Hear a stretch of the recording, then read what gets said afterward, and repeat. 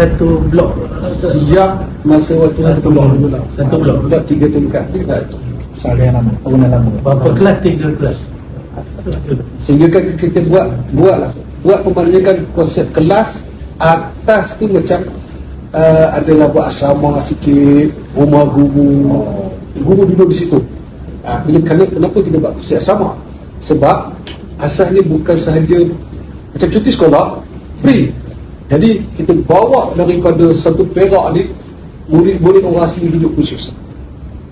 Dan tempat juga latihan untuk membalik satu perak. Dan Alhamdulillah banyak daripada luar Malaysia datang. Contoh Pulau Pinang datang, Datuk Pengarah Pulau Pinang, dia orang Nasrai.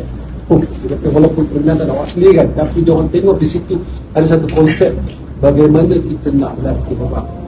Dan selepas berlatih wasit dan sebagainya, itulah tak silap saya di kampung-kampung lain, di Baduk kan, di apa ni, dulu kita pun Ustaz Cadak, Ustaz Samad, dia mulakan bila ada tu kan, Ustaz Samad membuka sekolah gambar rakyat di kawasan kita, dia mula tau. Maknanya kita hendakkan itu sebagai induk. Lepas tu tendak buka supaya di mana-mana ada perkampungan orang asli, bukalah sekolah agama rakyat untuk stakafah. Sebab itu ada tu antara membalik kita. Sebab membalik kita Alhamdulillah lah, dia